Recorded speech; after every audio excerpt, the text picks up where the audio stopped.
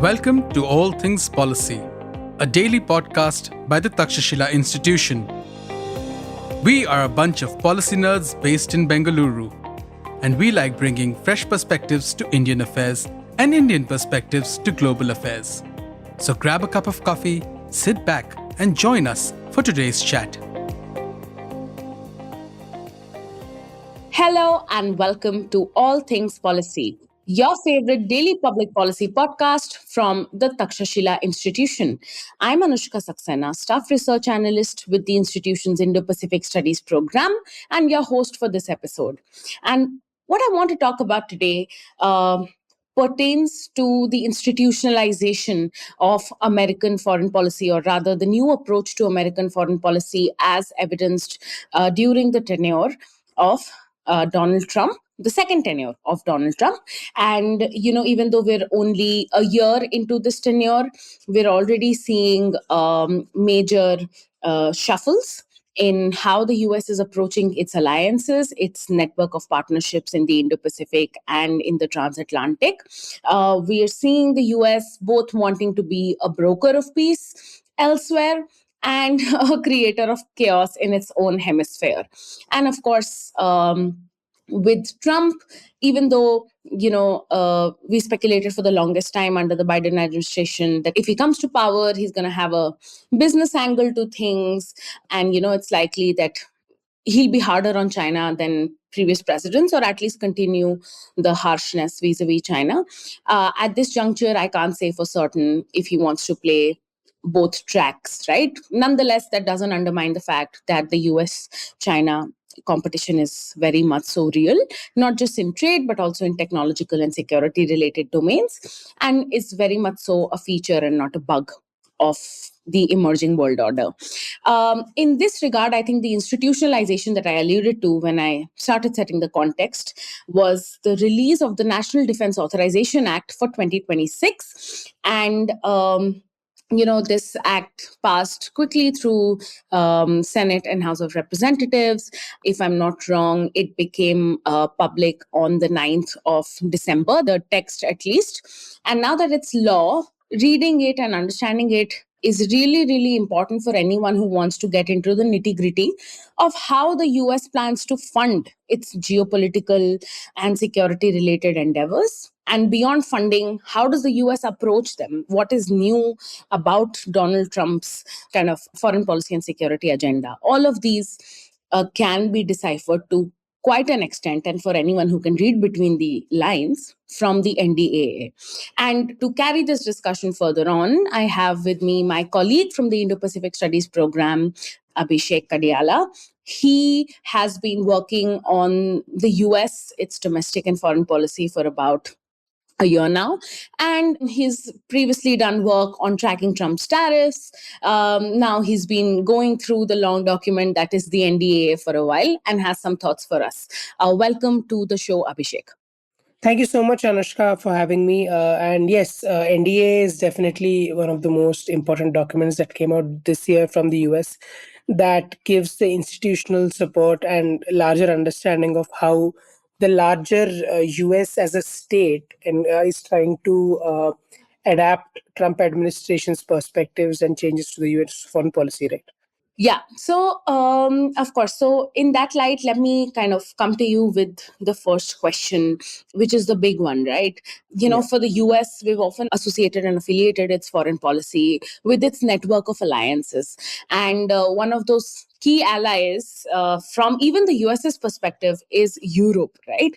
And there are some provisions in the NDAA about US's security and military interactions with Europe.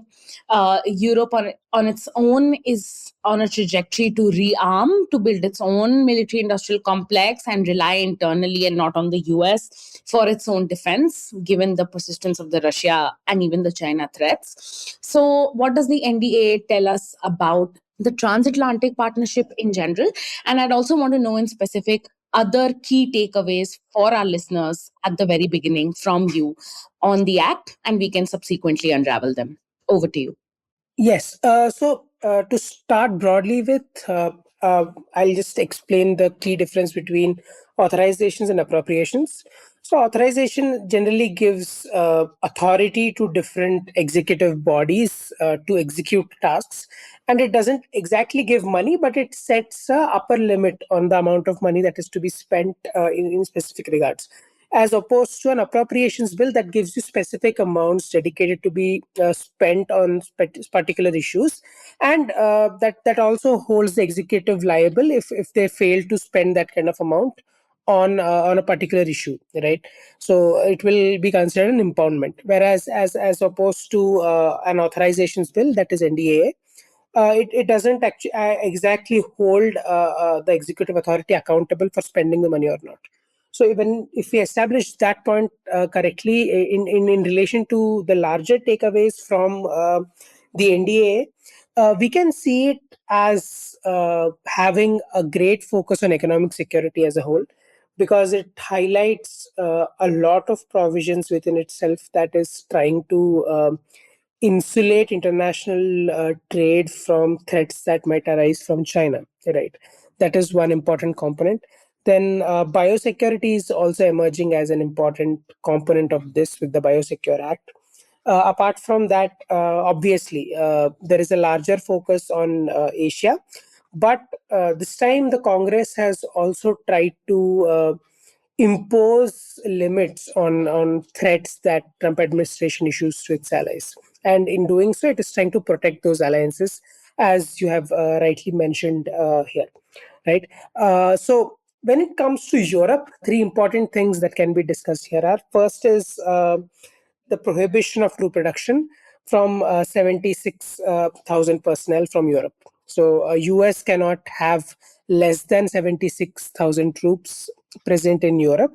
It has to maintain that kind of cutoff. Currently, it has 100,000 troops roughly stationed in Europe. And so at least only a 25% reduction is something that is permissible in this regard. Beyond that, the president cannot go, as he has been repeatedly claiming that he looks to reduce troops in Europe and in turn impact NATO in some way. And this is also relevant in the context of the Greenland theories emerging from how Trump's rhetoric towards Greenland is becoming a threat to NATO as a whole, right? And in that context, this is one area where the executive and legislative might come in confrontation with going forward.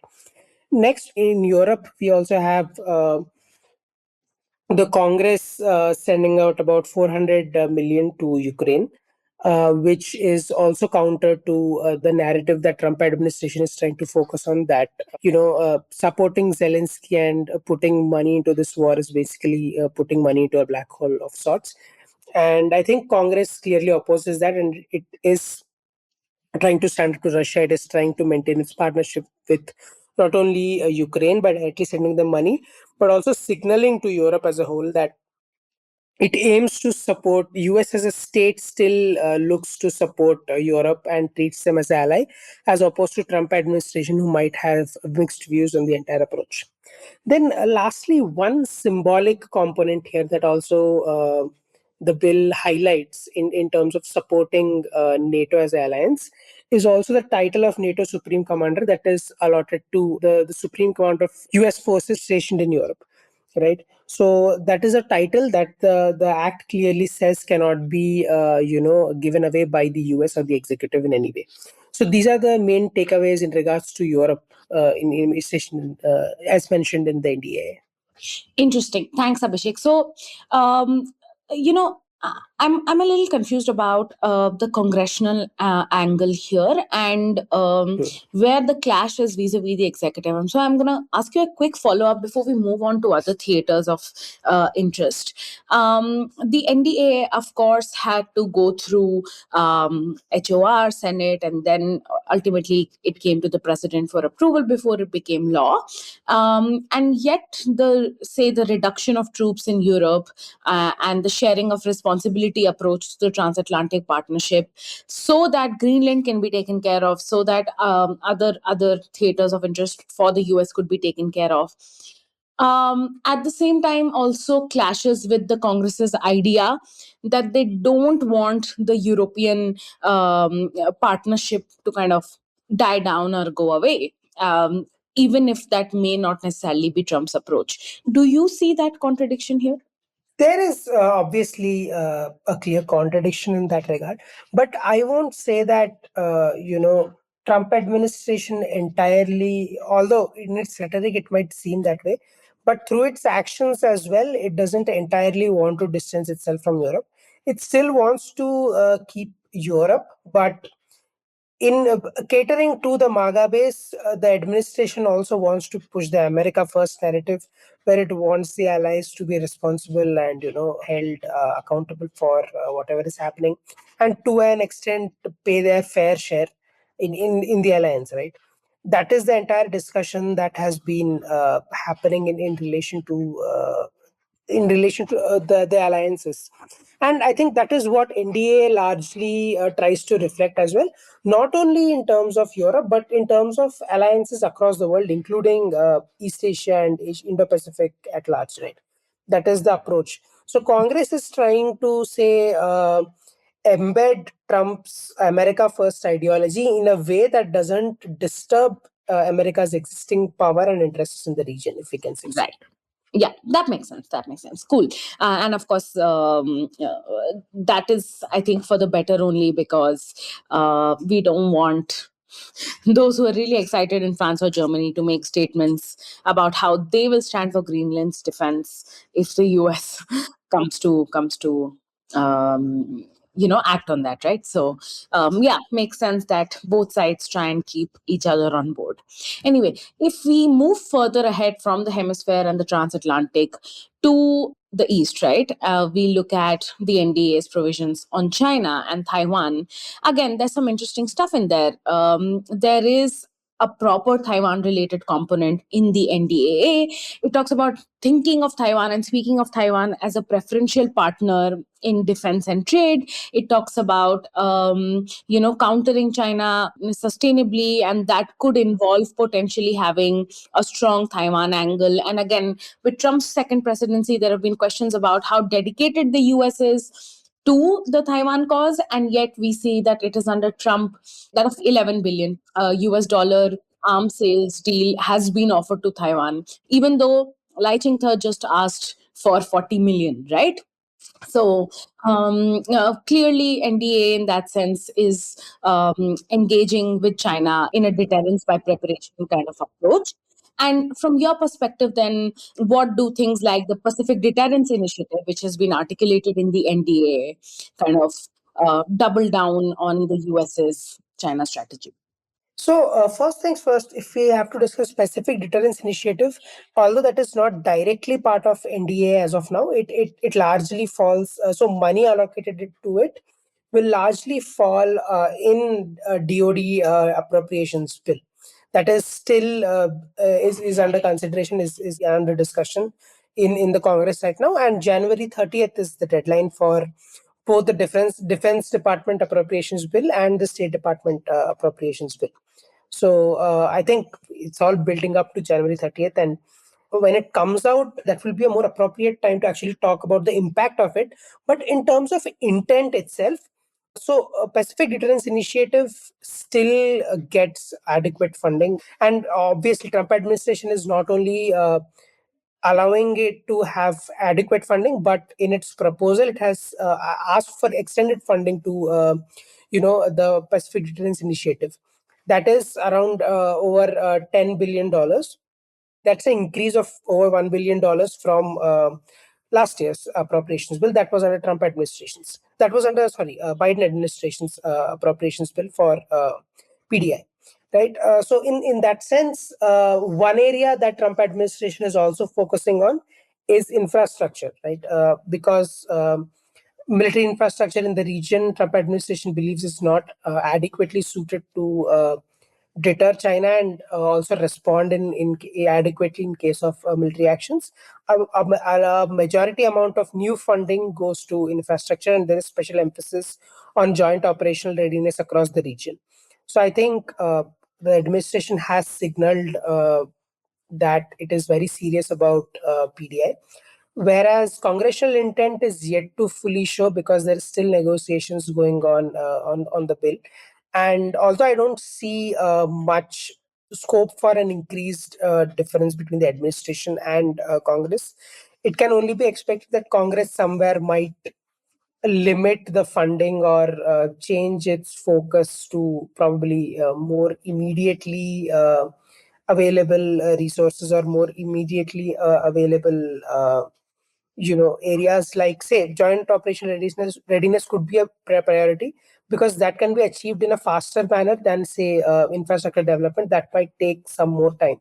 And since we don't have that much time in the current crisis scenario, let's say, Congress might disagree on that matter. So those might be the discussions that might be going on in Congress in that particular regard, right?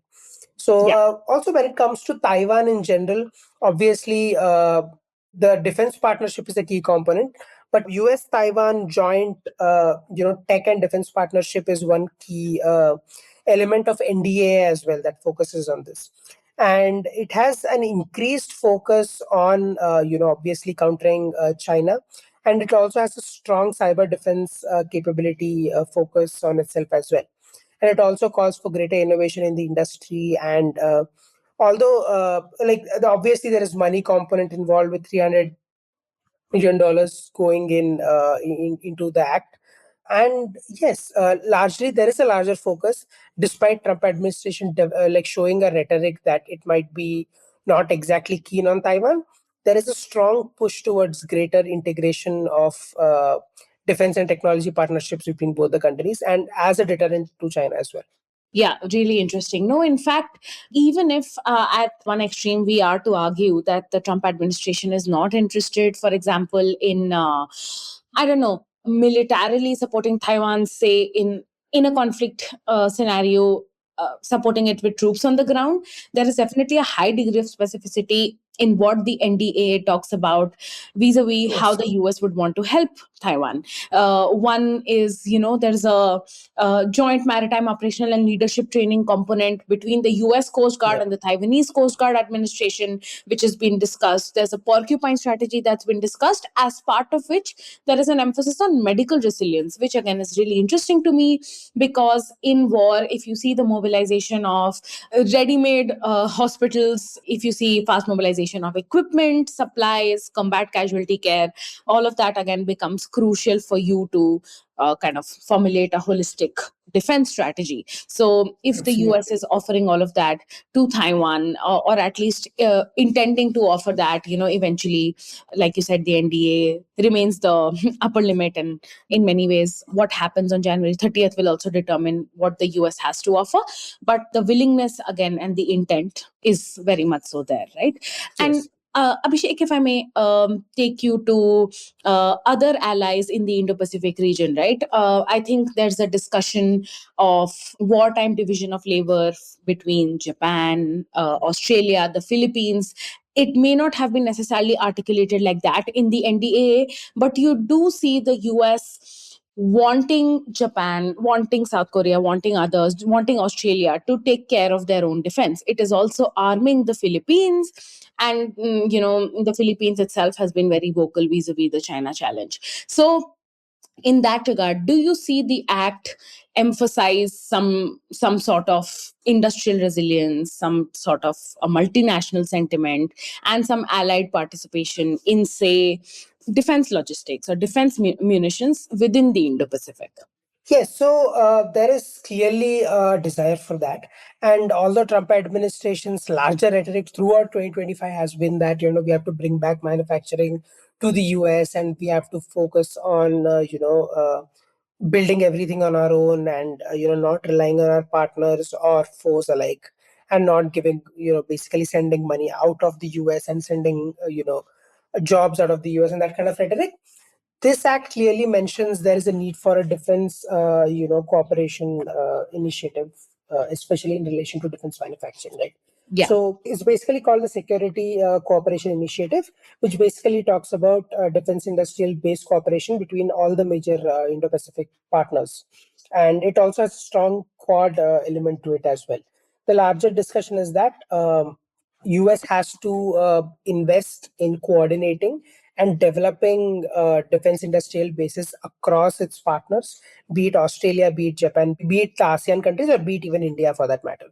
So it aims to invest and develop defense cooperation elements in all of these countries in order to strengthen defense manufacturing as a whole. And the larger point that supports this is the Ukraine war, right? Because when the Ukraine war started, initially US was strongly able to support the war. But then when situation turned bad for Israel and Middle East became a hotspot, US supply chain were largely stressed and they experienced some kind of overextension in that regard. And there was a lot of discussion regarding that as well. And I think this is somewhere a response to that. And it also falls particularly in line with America First initiative in terms of the allies sharing the responsibility and not in terms of jobs and bringing manufacturing back to the US kind of rhetoric, right? So it partially falls. So it can clearly be seen as a compromise between two elements of America First that way. But I think international realism and the realist component of Trump's foreign policy has gained upper hand here over the economic realities and the economic demands from the people and the promises that Trump administration has made in that regard. So obviously there is a multinational element to this, and largely it focuses on defense industry. Absolutely. Yeah, no, really interesting. And of course, a part of, I guess, fostering defense industries in other countries is not just about whatever the US bringing back jobs or being able to earn some money here and there, but it's also about saving money by enabling these Yes. partners to invest in their own military industrial complexes. And I guess that's where I guess the transactional bit of things comes in, because the US doesn't want to be alone, I guess, if it comes to a fight in the Indo-Pacific. And helping other nations do their own thing is or at least gear them towards thinking of doing their own thing is again a highly important component of the geoeconomic and geopolitical situation today. Abhishek, thanks so much for all of this. And I guess now the one question that remains is the big kind of power and partner in the Indo-Pacific is India, right? And for us, Yes. trying to understand the NDAA's Indo-Pacific posture, um, cannot go, cannot be without discussing India. Of course, in the past few months, India US relations have not been the best. There have been tensions because of the Russia oil trade, because of the lack of openness from the US's perspective. And of course, now we have the Iran factor playing out as well. At one point, there was a discussion on 25% tariffs additional on any country buying oil from Iran. Of course, on that front, India has been doing well so far. But I think the bilateral trade agreement that was to be concluded by the end of the year also did not happen. And to top it all off, there was the politics or the leader level politics of it all, right? There was a Pakistan angle, there was a Nobel Peace Prize angle, which I hope Trump has, finally gotten over with developments of the last few days. So I guess what I'm essentially trying to ask you is, how should Indians look at the provisions of the NDAA? I know India isn't figuring in the NDA as the most preferred partner or ally, even in the Indo-Pacific, and yet there are provisions that speak to how the US and India should leverage their partnership or expand their partnership through the Quad. And there is also a discussion on nuclear civil liability, and the NDAA wanting to wanting to authorize some money to that front, right? So should we be reassured, or should we look at it as a fundamental realignment in US strategy? In terms of India, I think two key important factors are first is US India strategic dialogue that is based, and then there is also the Quad and larger significance given to that. As part of which is also space cooperation and defense partnership, right? So first, I'll start with US India strategic dialogue because it is very relevant in the context of India as well. So basically, what that dialogue talks about is that India and US obviously have signed the nuclear civil nuclear bill, And this act basically talks about furthering the promises of this bill in that regard. And it focuses entirely on the liability clauses present in India, that was passed in 2012 in India after the nuclear bill was signed, basically. Right. So then we have also parallelly the Shanti bill that was passed in India, that is sustainable harnessing and advancement of nuclear energy transformation in India. So that bill also talks specifically about liabilities and how it has brought liabilities down from a block kind of situation to a grading kind of situation, wherein different levels of liabilities will be liable for paying different kinds of amounts in case of a disaster. Right. So I think that is where legislative partnership between both countries is also coming forward. Right. Then we also have the bill pitching India as a strong partner for the Security Cooperation Initiative, where, as I have mentioned, there is a cooperation between defense industries of different countries. And India is strongly being pitched as a strong partner for this and as a major Quad ally. And all of that, despite there being a lot of reservations within Congress about India's defense ties with Russia and India's ties with other foes of the US, be it through BRICS, be it through Iran, and other similar elements in that way. Then there is also an element of space cooperation, which also plays a part within Quad. So basically, the act tries to push for greater coordination of best practices among the nations and a greater focus on development of space situational awareness capabilities. Right. So I think these are three components that NDA clearly highlights in relation to US-India partnership, and it obviously identifies India's role. Right. It doesn't. India's role in the Indo-Pacific, India's role as a deterrent to the China threat, and not only viewing India as as a say in a triangular relationship between US, its force, and India, but it also focuses on bilateral partnership between both the countries, as seen through the nuclear energy angle of it. Right. But then there is also the other component of complaints that this act highlights between the India US partnership, that is things like fentanyl. Right. Fentanyl is was mentioned in this act, where import. So US has obviously classified fentanyl as a weapon of mass destruction, and China is one of the bigger importers of fentanyl substances to the US. But India provides a lot of raw materials that are used to develop fentanyl to different elements in the US as well. So India has also been highlighted in this particular act. So I think this is a signaling to Indian legislators as well to act on the exporters of fentanyl in India and develop some kind of legal provisions restricting its trade to the US. So I think yes, that is the larger signaling given to India. Right. That's all highly interesting stuff, Abhishek. Thank you so very much for your insights on this. And of course, I think fentanyl continues to be an important problem for the US, not just from the Indian perspective, but from the Chinese perspective as well.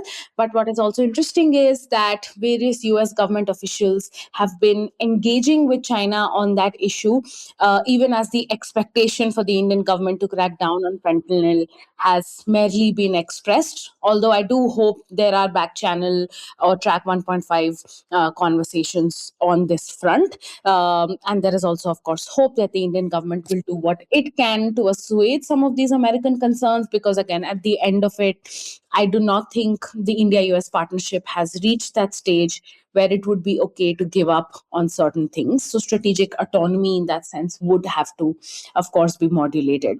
But thank you again, Abhishek, for your comments today. I'm sure our listeners had a bunch of takeaways for what to think of US foreign policy going forward. Of course, we're all looking forward to January 30th as well, when we'll see what was provisioned and what wasn't. But till then, I hope you enjoyed listening to this episode of All Things Policy. Thank you, Abhishek, and thank you to our listeners. Thank you so much, Anushka. If you liked our show, dive into Takshashila's research on technology, strategy, and economic affairs. Check us out at our Twitter handle at TakshashilaINST. or our website takshashila.org.in.